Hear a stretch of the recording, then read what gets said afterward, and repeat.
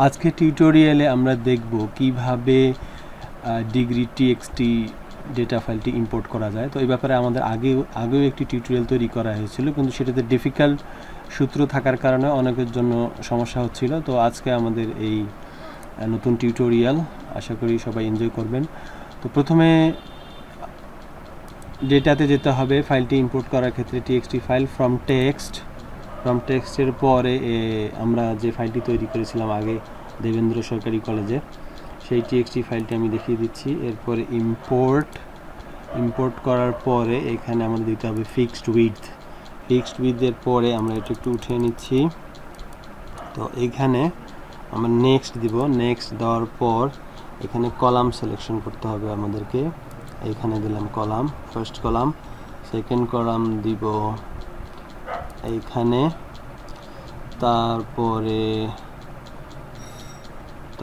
Column দেব হচ্ছে এই জায়গায়, এবং লাস্টের একটা কলাম আমরা দেব, সেটা হচ্ছে এই জায়গায়। তো কলাম মার্কিং হয়ে গেল। এরপরে নেক্সট এগুলো আমাদের সব জেনারেল অবস্থায় থাকবে, কোনো সমস্যা নেই। ফিনিশ করার পরে ওকে হওয়ার পর আমরা দেখলাম যে এখানে আমাদের ফাইলটা এভাবে ইম্পোর্ট হলো।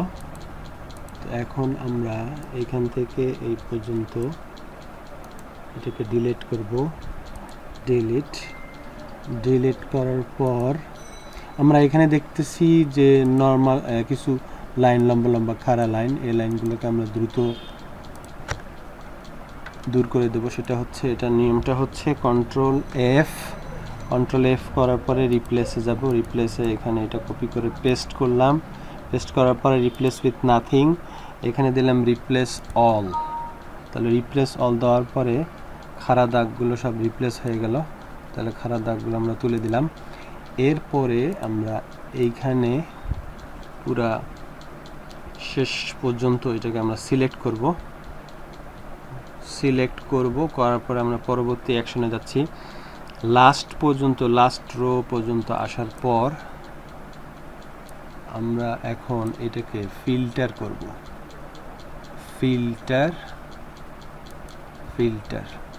তো ফিল্টার করার পরে এইখানে কলাম এতে আমরা যাব। কলাম এতে এখানে দেখুন যেগুলো আমাদের দরকার নাই সেগুলো আমরা তুলে দেব।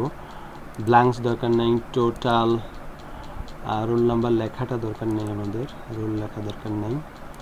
এরপরে কোর্সটা আমাদের দরকার নাই। এরপরে আমাদের কলেজের নাম্বারগুলো আমাদের দরকার নেই, নাম্বারগুলো আমি তুলে দিলাম। এরপরে কলেজের নাম্বারগুলো উঠিয়ে দিচ্ছি। এরপরে আমাদের বিএ, বিএসএস, বিএসসি এগুলো আমাদের দরকার আছে। তো আমি এরপরে তারিখটা তুলিয়ে দিচ্ছি। এরপরে লাইন, এটা নেক্সট ওয়ান। মোটামুটি যেগুলো আমাদের দরকার নাই সেগুলো আমরা এখান থেকে টিক মার্ক উঠিয়ে দেব, আর যেগুলো রোল নাম্বার আছে সেগুলো আমরা রাখবো। তো মোটামুটি হয়ে গেল। এরপরে ওকে দেওয়ার পরে এখানে দেখুন যে আমাদের মোটামুটি আমাদের ফাইলটা কিছুটা শেপের মধ্যে চলে আসলো। এটাকে আমরা করব কি, রাইট বাটন ক্লিক করে কপি করার পরে শীট 2-তে গিয়ে আমরা এটাকে পেস্ট করলাম। 2-তে paste.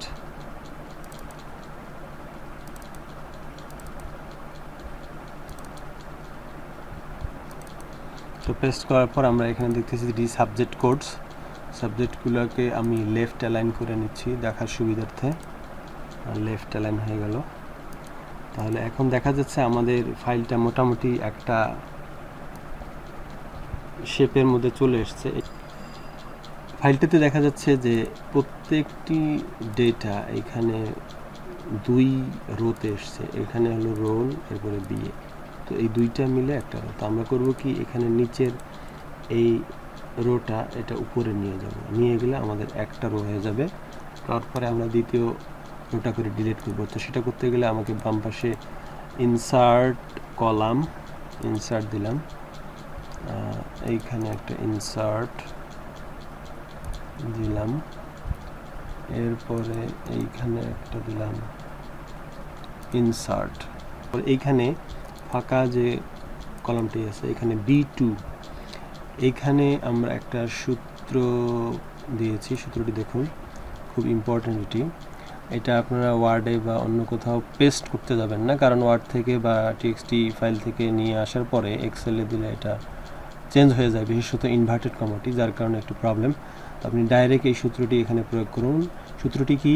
Equals if first bracket is odd first bracket row first bracket A3 first bracket close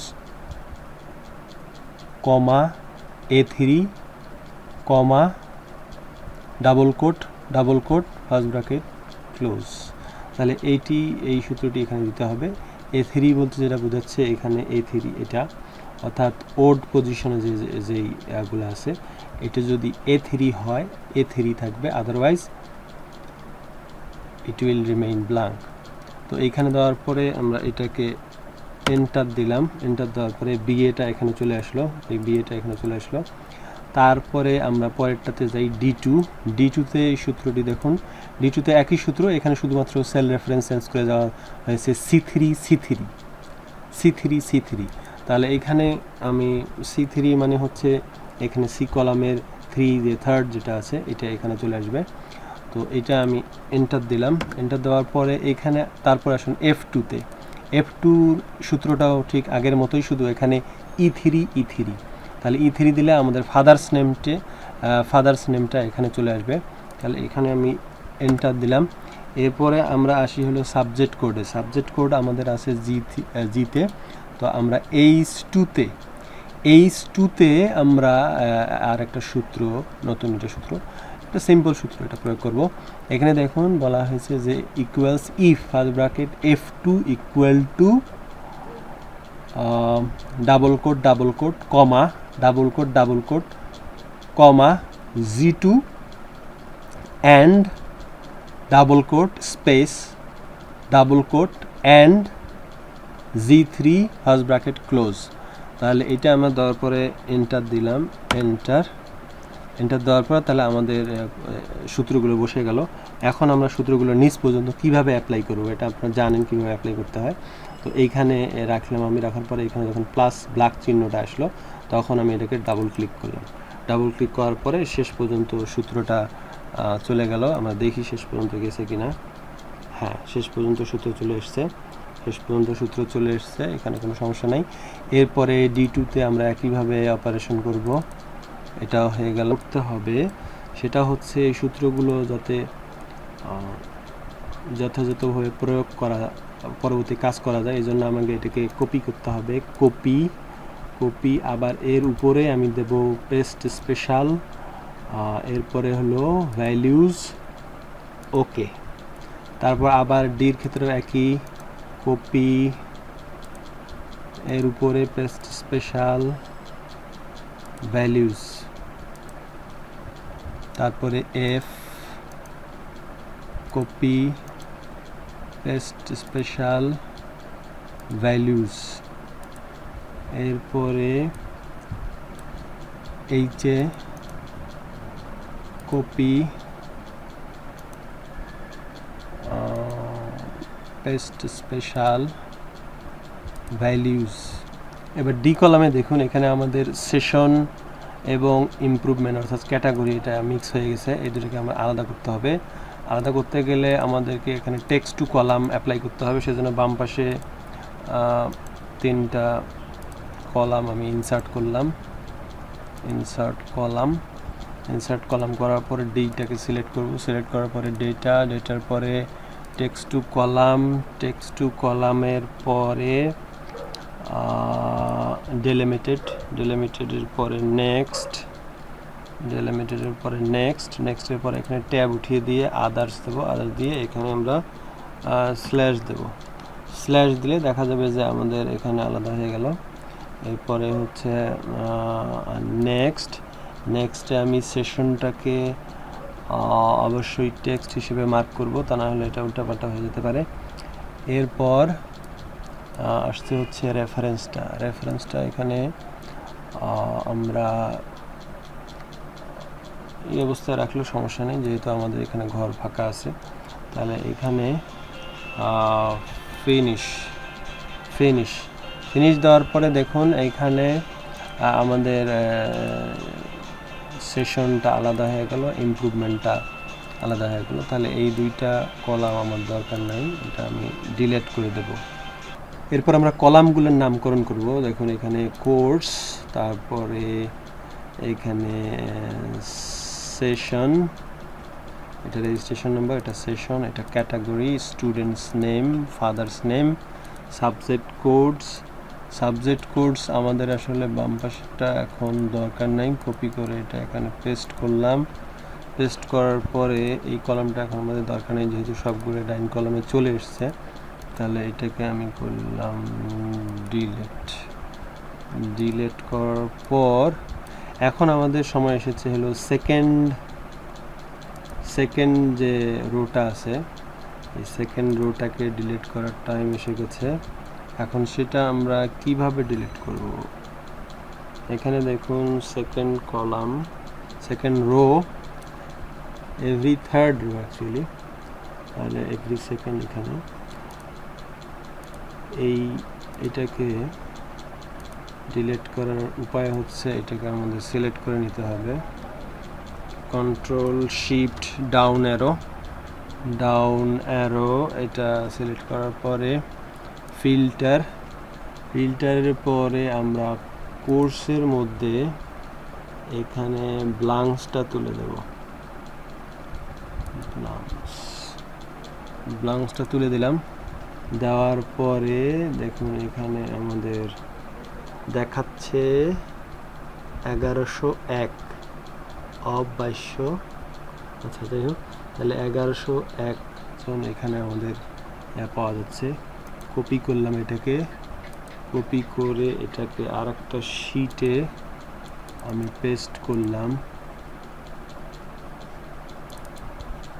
paste করার পর আমরা দেখব যে এখানে আসলে সংখ্যাগুলো এখানে ইম্পর্টেন্ট, কারণ হচ্ছে আপনার